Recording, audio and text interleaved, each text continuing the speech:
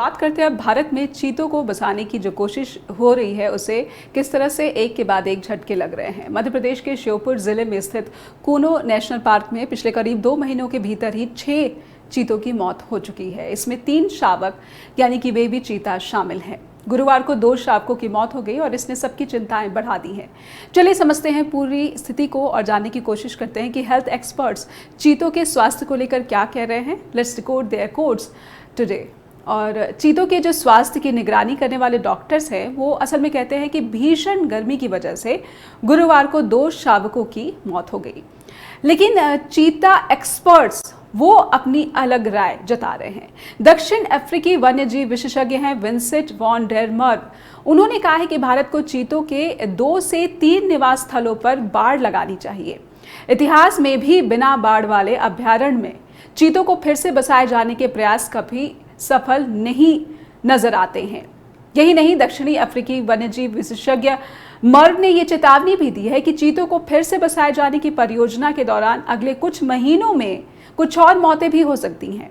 ऐसा तब हो सकता है जब चीते कूनो अभ्यारण्य में अपने क्षेत्र स्थापित करने की कोशिश करेंगे, तब तेंदुओं और बाघों से उनका सामना होगा। इस संघर्ष में और चीतों की मौत हो सकती है। इस परियोजना से जुड़े वॉन डेर मर्व ने कहा है कि अभी तक चीतों की मौत की संख्या स्वीकार्य दायरे में है, लेकिन विशेषज्ञों के दल ने ये अपेक्षा नहीं की थी कि नर चीते मादा से संबंध बताते समय उनकी हत्या कर देंगे।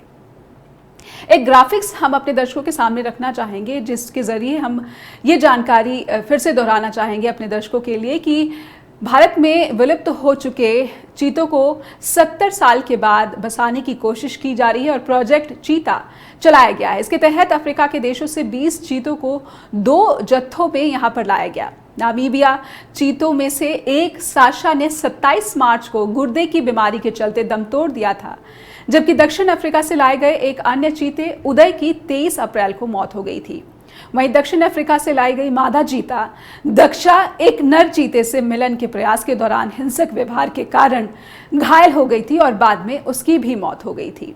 इसके अलावा 2 महीने के एक चीता शावक की 23 मई को मौत हो गई थी। दक्षिण अफ्रीकी एक्सपर्ट ने कहा है कि भारत को अपने सभी चीता अभ्यारण्यों के चारों ओर बाड़ जरूर लगानी चाहिए। वो ये कहते हैं कि केवल 2 या 3 में बाड़ लगाई जाए और सिंक रिजर्व भरने के लिए सोर्स रिजर्व बनाया जाए। अब ये सोर्स रिजर्व और सिंक रिजर्व क्या है ये भी हम अपने दर्शकों को बताना चाहेंगे। सोर्स रिजर्व ऐसे निवास स्थलों को कहते हैं जो किसी विशेष प्रजाति की संख्या बढ़ाने और उनके प्रजनन के लिए सर्वश्रेष्ठ परिस्थितियां उपलब्ध कराते हैं। इन क्षेत्रों में बड़े पैमाने पर संसाधन होते हैं, उपयुक्त आवास की व्यवस्था होती है और अनुकूल पर्यावरण होता है। वही सिंक रिजर्व उन निवास स्थानों को कहते हैं जहां पर सीमित संसाधन होते हैं या फिर पर्यावरण संबंधी परिस्थितियां होती हैं जो कि किसी भी प्रजाति के अस्तित्व या प्रजनन के लिए अनुकूल कम होती हैं। अगर सोर्स रिजर्व की बढ़ी कुछ आबादी सिंक रिजर्व में जाती है तो सिंक रिजर्व में अधिक समय तक आबादी बनी रह सकती है। सुप्रीम कोर्ट और कई विशेषज्ञ भी कूनो अभ्यारण्य में जगह की कमी पर अपनी चिंता जता चुके हैं। उन्होंने चीतों को अन्य अभ्यारण्यों में स्थानांतरित करने का सुझाव भी दिया है। दक्षिण अफ्रीका में चीता मेटा पॉपुलेशन प्रोजेक्ट के प्रबंधक वॉन डेर मर्व ने यह भी कहा है कि इस समय सबसे अच्छा तरीका तो ये होना चाहिए कि कम से कम 3 या 4 चीतों को मुकुंदरा हिल्स ले जाया जाए और उन्हें वहां पर प्रजनन करने दिया जाए। एक्सपर्ट्स ने यह भी कहा है कि चीते निश्चित रूप से अपने क्षेत्र स्थापित करना और अपने क्षेत्रों और मादा चीतों के लिए एक दूसरे के साथ लड़ना और एक दूसरे को मारना जारी रखेंगे। उनका तेंदुओं से भी आमना सामना होगा। कूनो में अब बाघ भी घूमने लगे हैं। मौत के मामले में सबसे बुरी स्थिति आना अभी बाकी है।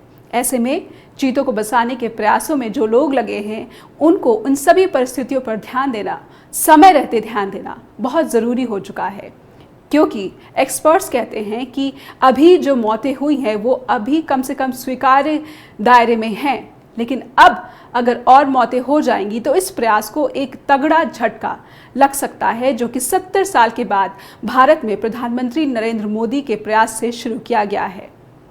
तो आपको आज ये 3 अहम मुद्दे और इन पर हमारी विशेष पड़ताल कैसी लगी, इसका फीडबैक हमें देना ना भूलें info@justbroadcasting.com पर, और neha@justbroadcasting.com पर भी आपके फीडबैक का हमें इंतज़ार रहता है। आपसे फिर होगी मुलाकात। अपना ख्याल रखिए। नमस्कार।